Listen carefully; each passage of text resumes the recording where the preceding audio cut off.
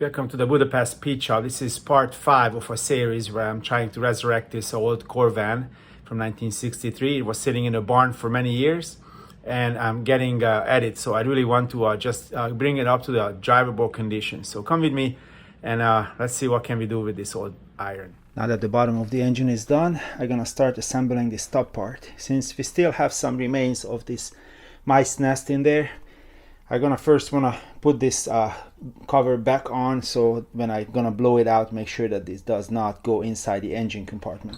If you see this one, it has two sides, one a flat side and a not so flat side, so this is how it's supposed to put back together.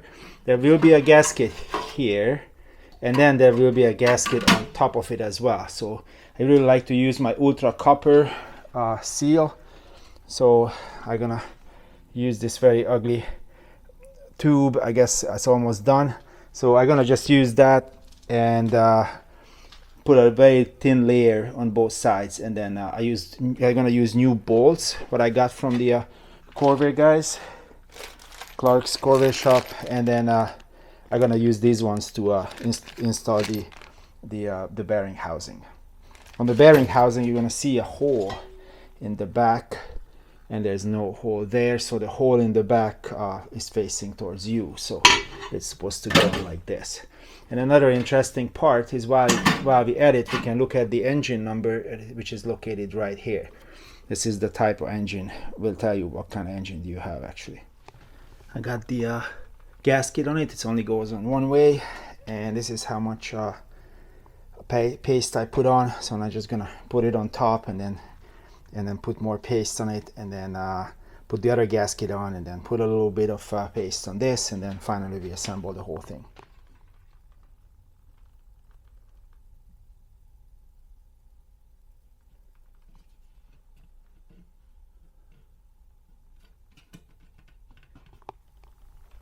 As you see, the bolts are not matching up, probably because I have to move it 180 degrees around. It looks a lot better now. The bolt is actually lining up on it. I put on the next gasket and put on the sealer here, so now we just need to put it on top of it.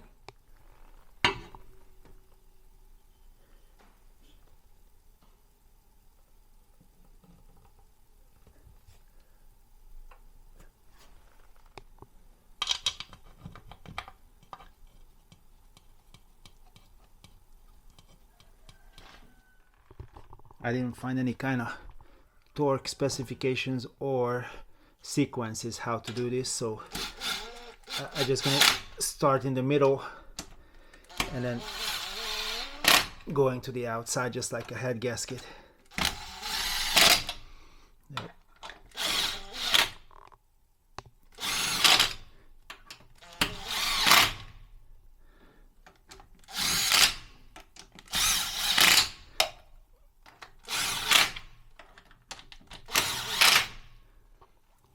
Now I'm gonna bring my torque wrench and trying to find a good sensible torque and then torque it down with that.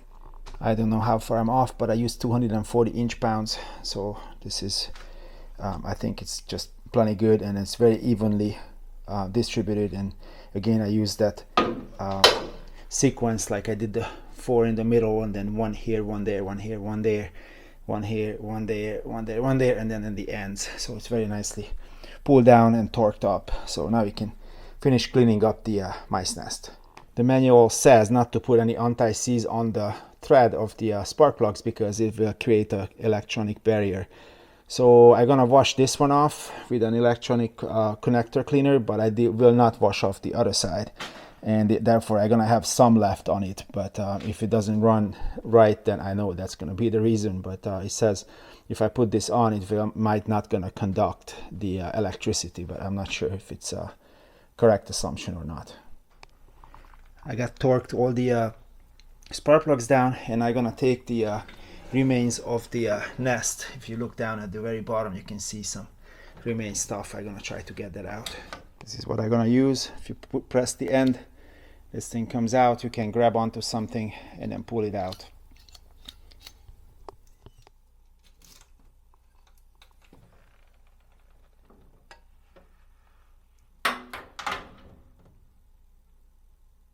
That's crazy. So I'm gonna pull all these out and then we're gonna blow it out at the end. This is what came out of it. And now that we have it all mostly clean, now we can put the that turbine blade on it, or whatever it's called, and the and this one on it, pulley on it. So we can, after that we can put the shroud back on. Playing the two-step again. One step, two-step forward, one step back. So I had to take that fan back off because I forgot to install this minor little thing here. So this is like the breather hose or pipe goes in there, and which I need to find the bracket for. So yep, I need to fix that one first. While I was dancing around this, I noticed a really huge mistake I made. I left the wrench on the crankshaft bolt. So if I leave this wrench there, because that's what we used to move the engine around when we were setting up the valve lashes, if I leave this on, obviously if the engine start going, it's gonna beat up everything around it. So good thing I noticed it. That's gonna be a little bit interesting. So gotta squish it left, squish it right. The choke arm goes through here and there, and then the rest just gotta squish it until it goes on, and then move stuff out of the way. Well, I guess it was a success. I forgot that this thing has to poke through, and everything else lined up very nicely. So I guess I win. Now we're gonna put all the bolts back in and tying everything down, and then lastly we're gonna put this one on. You gotta check if it still turns, and it still turns and it's not touching anything. Perfect. I've made some progress. I tightened up all the bolts around it, put some accessories on like this air filter housing holder, and then the other one. And then well, I stuck with this. I had to put a little Gorilla Tape on it because it had several tears on it. This will deliver the air into the back, or sucks the, I don't know what it does. It's probably delivers the air for heating. So I'm gonna have to order some ducting from Clark's Corvan. It's unbelievable for me that you can actually buy new parts for this vehicle. So it looks pretty good. So anyhow, once I got this done, we're gonna continue with the belt drive. I think about this new best thing, the dampening pulley. I just really don't know how to put it together. It's saying that I need to take the rear license plate off on cars and drill a hole somewhere. Okay, fine. And this one is for an FC van. Here's a large spring, and then it's supposed to pull it. I guess it's supposed to pull it up. Maybe I got to drill a hole on the on here and then install it there, but then I can't open the hood, I mean this part, if I really need to, which I really don't like. So I'm just gonna use it as a normal pulley like the other one was. It's just gonna have the new bearings in it. I'm gonna throw away $100 for nothing. But maybe I'm gonna see a Corvair one day and then figure out how the hell this was installed, and maybe someone else would have it and then I can see it, because these instruction manuals are very poor.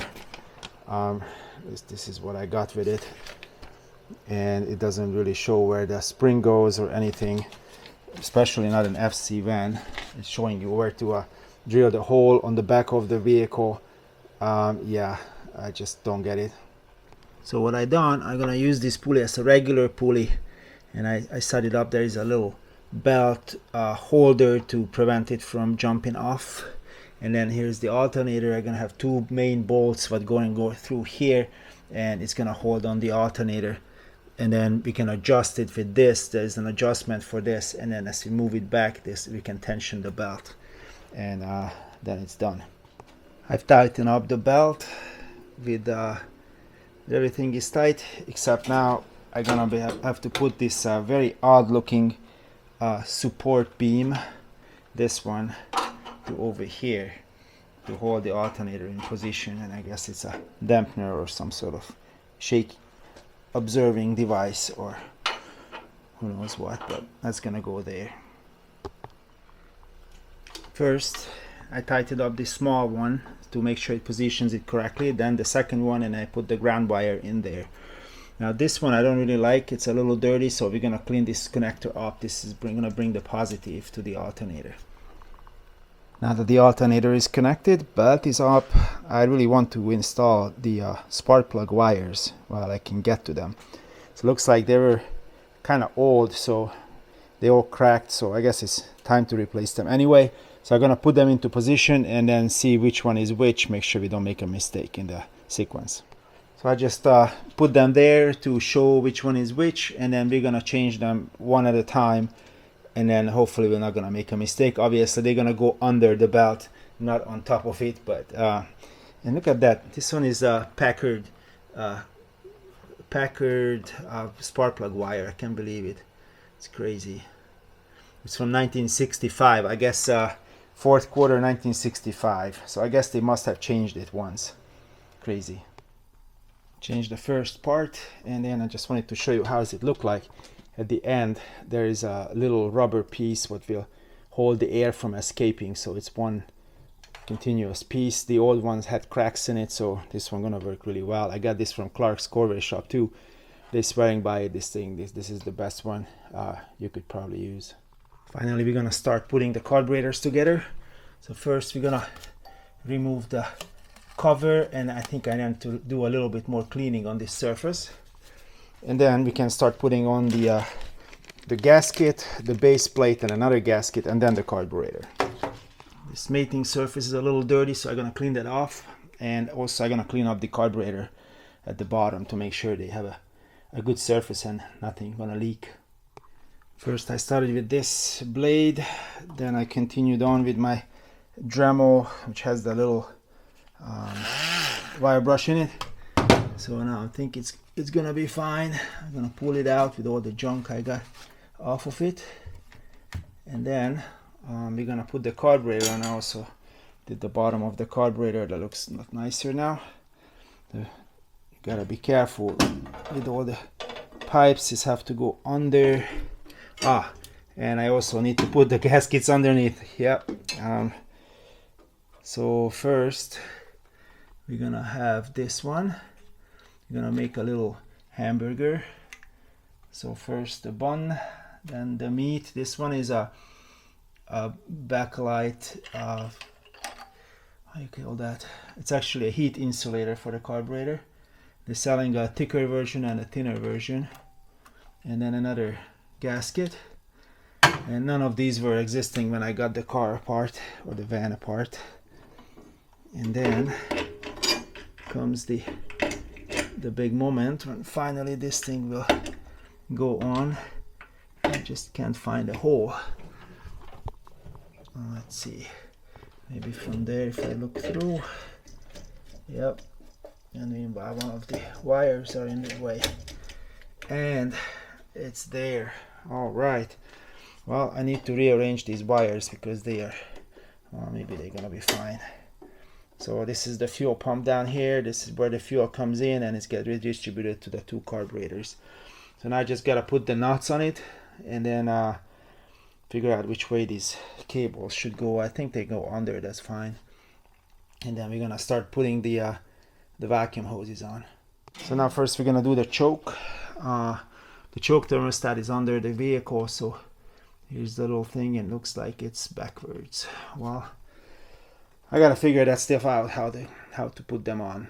As it turns out, it's adjustable, so I was able to turn this one out until it's exactly just barely I can tap it over in the closed position. So now it works very well. I'm gonna do the same thing on the other side. I just tested the vacuum advance. Well, if I would show the camera there, the vacuum advance works fine, and it holds the vacuum. So I'm gonna be able to put this vacuum hose back on where it goes. It actually goes right there. You see on the other carburetor that port is actually blocked off. It's right there.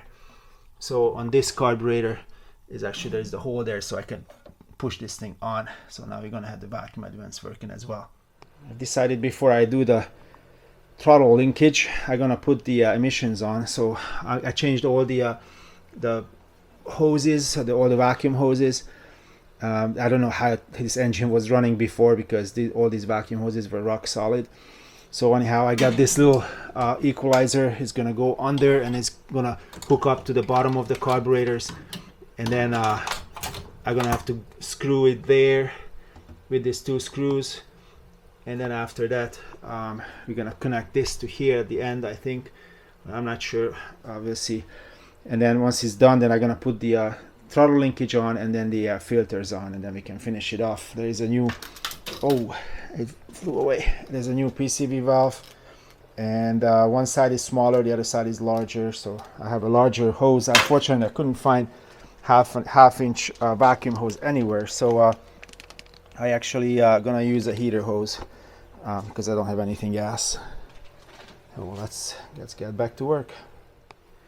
It just has 3 screws what very easily fit through this holder, and we just need to screw those in, and that's basically on both sides. And then we just need to connect the linkage. Here's the linkage. We need to set it up, so make sure they both are gonna hold it at the same place, and then that's basically it.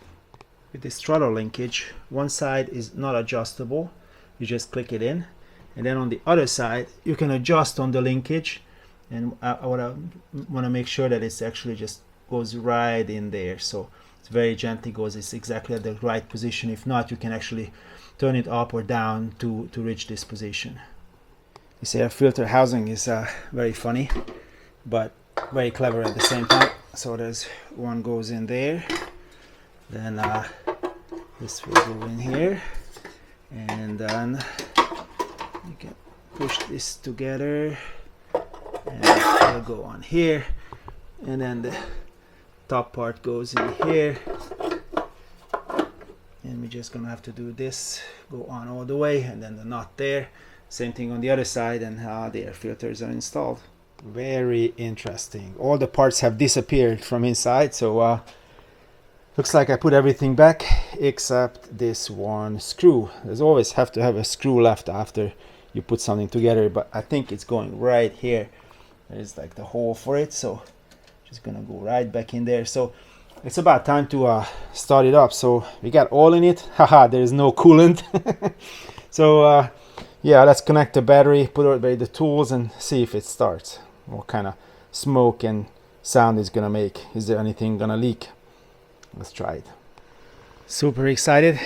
Well, we still don't have the tires and the rims done. We got the tires, but the rims are getting powder coated right now. But I put one of these really old rims on where the car was sitting for 37 years, so it really is in bad condition.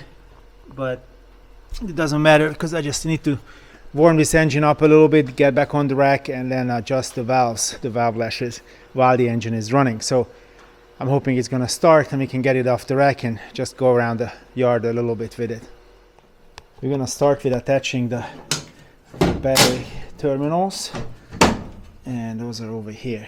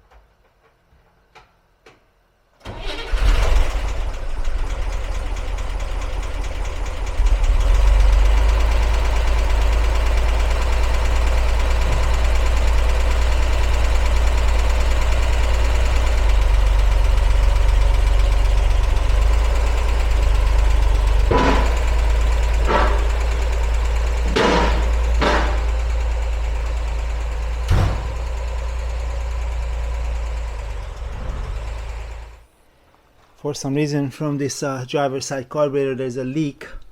I gotta investigate that and see why. The other side is all dry, so that's all it is. That's all the problem is for now. Looks like this large seal, maybe this one needs to be tightened up a little bit, so I'm gonna unscrew this and tighten this one up. This looks like when I move it, actually you can see it's coming out. I fixed one leak and now I got another one. It's actually spraying out just about this far through this hole here. So I guess the fuel pump membrane broke for some reason.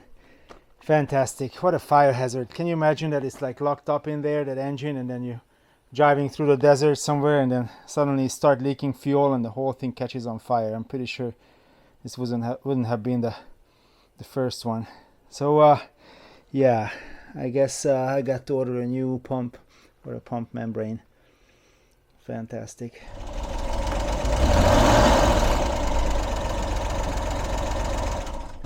Clearly this is the most dangerous part of the whole concept here.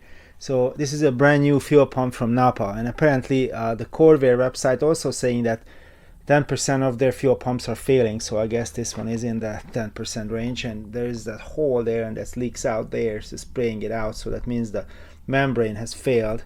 Most likely there is no textile backing to it like the original ones had. So if it starts, think about this, if this one is covered up and it starts spraying fuel everywhere, it gets into the ignition, the whole thing blows up in flames. So this is not a good idea. So I'm thinking I'm gonna just rework the whole fuel system here. So I'm gonna make a new pipe, what's gonna come here and then go off here and then connect to this, and I'm gonna put an electric pump way on the front right after the tank. So I think that's how I'm gonna address this situation here. I got the rims back from powder coating, and the rims I got from the Corvette wrench, they were a little rusty. And the problem is that the guy supposed to do the powder coating for me, he didn't really feel that it was important to sandblast it here, I guess, because it's full of rust and there's all kind of debris in it everywhere. So even here looks like it just I'm gonna have to grind it off. And look at that, everything is on it on the rim.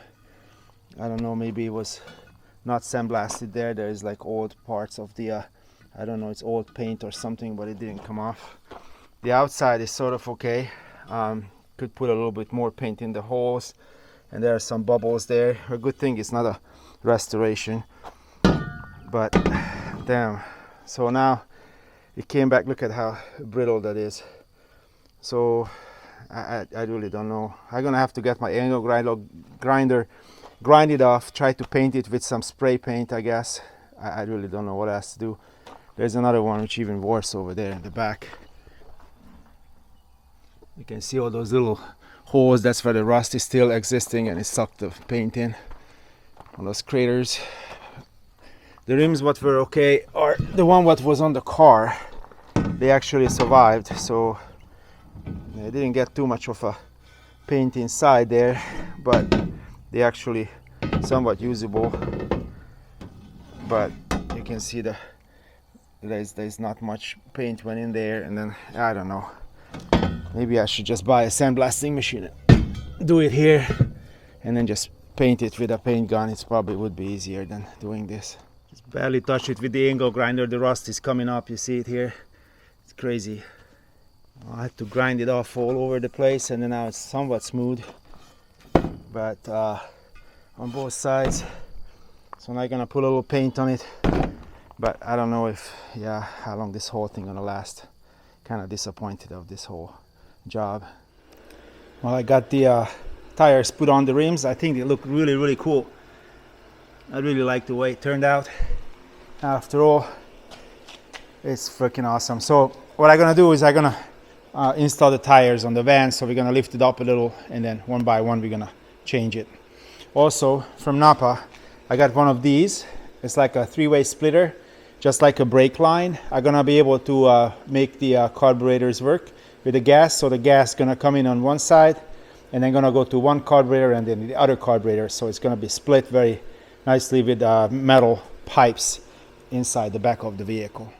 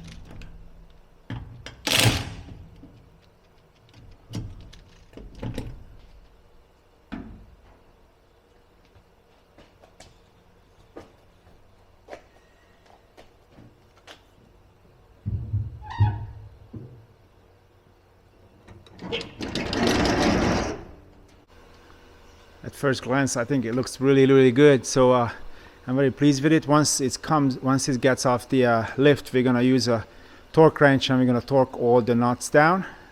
And then meanwhile, while it's still up there, I'm gonna start working on the new fuel delivery system. This is why the offset is important on the Corvairs, because this is really close, and if you put a regular Chevy rim on it, then it will not clear it. So that's why I had to find these original ones to put them on here. This is my most favorite fuel pump.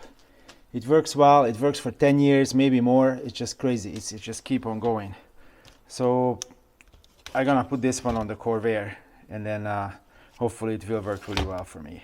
I use it in all my cars. I use it in my East German van, the Austin Healey's, and all kind of other cars, and I only have good experience with this. This pump can be used for positive or negative earth. So since this is a normal Chevy, I just gonna bring the black one and put it under the bolt.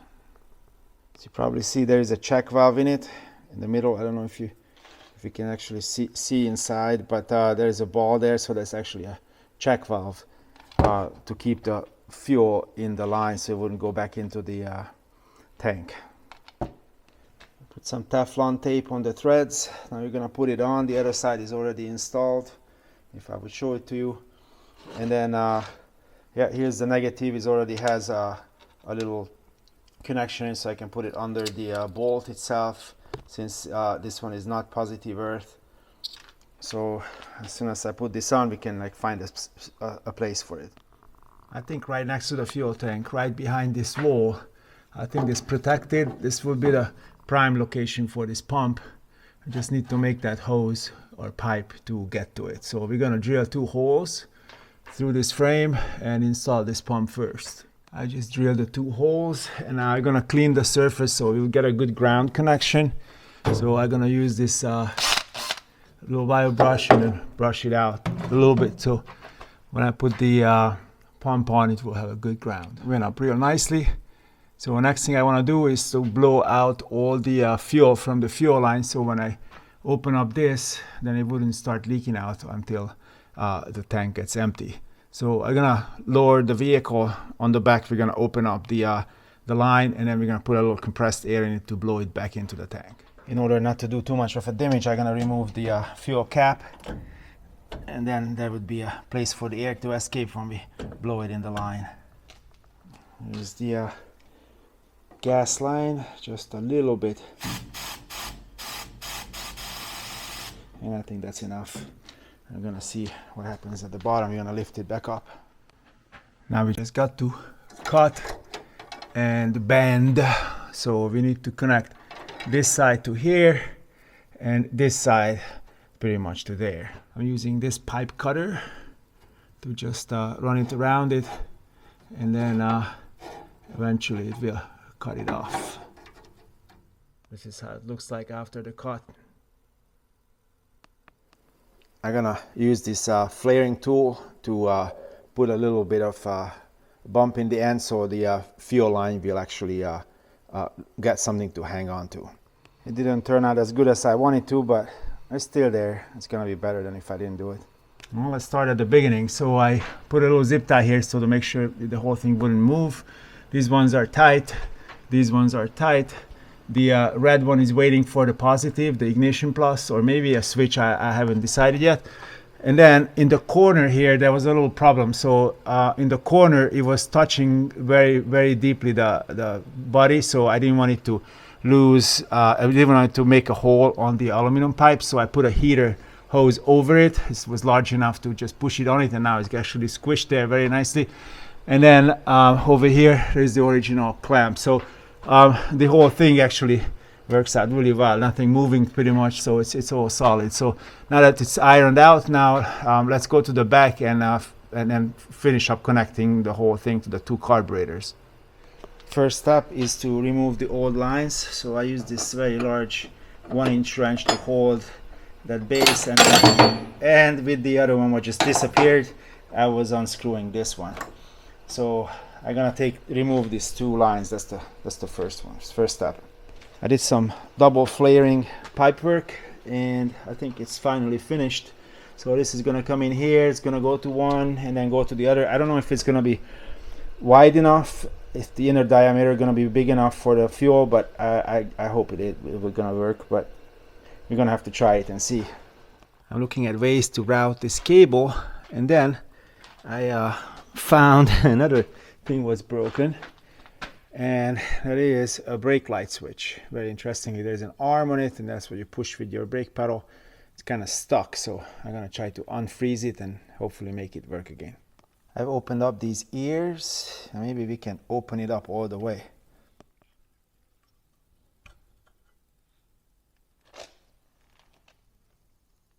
Crazy, there's something you can actually repair. So I'm just gonna use some sandpaper and try to repair it. I was able to remove everything, put a bunch of rust blaster in it, and then now it almost runs freely. Pretty damn cool. Put the spring back, so now it's actually started to move. Really cool. I'll put everything back together. The only problem I have with it is that the little brass fitting has a hole on it already from the use, and then this one has craters in it, so I'm thinking I'm probably gonna need to buy a new one, but for the fun of it, it was a good try to see. Well, let's put it back together and see if it actually works. Let's see if it works. For some reason they touch each other, but when it goes down it goes off. Now they touch each other, I go off. So that means it's mostly good.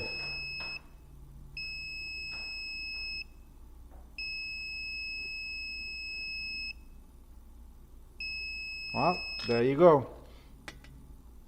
Maybe I should quit looking, because anywhere I look in this van there's something's missing, like this bolt here, or the bolts for holding the bumpers, like over there. So I'm gonna need to find those bolts, and then there's a little rust here, a nice little nest up there. But the brake light switch hopefully working fine. So I found a bolt for here that's important, and then later on I will see what kind of bolt I need for the bumpers. I found the bolt, but just a little bit too long, so I'm gonna cut it off a little bit, and then it's gonna be just the perfect one.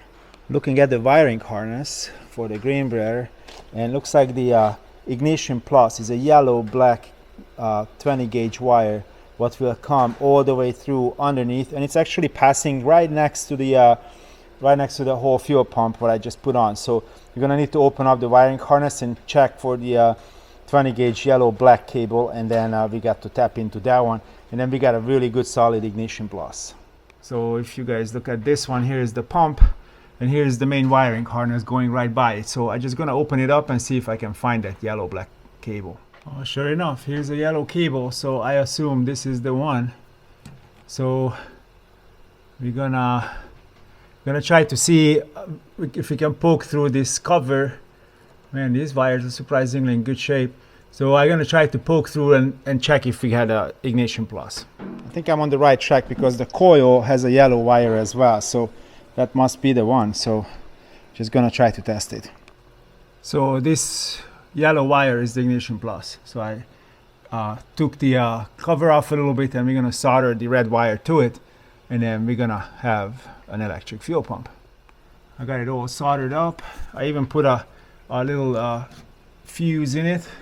There's a nice fuse holder I found, and then it all comes down to here. So now the only thing I have left is to finish it up with some electrical tape and then seal the whole thing up. But before I do that, we're gonna turn it on and see if it actually works. Everything is tucked away, and I think it looks great. It's protected from the elements or the water as you're running down the road, as I'm running down the road. So I guess let's go and try it. As I'm going out, I'm looking at this drip on the ground. Well, if I could go all the way down there. Yeah, right there. And apparently it's dripping since I changed the tires or wheels. The output shaft seal is busted on it, looks like. So yeah, both sides, and look at how much it leaks. And then the other major leak is up front in the steering gearbox. So I'm thinking I'm gonna need to address that as well. So it looks like the gearbox seal is also leaking, so it's also valuable. So I think that's gonna be another repair what's coming up.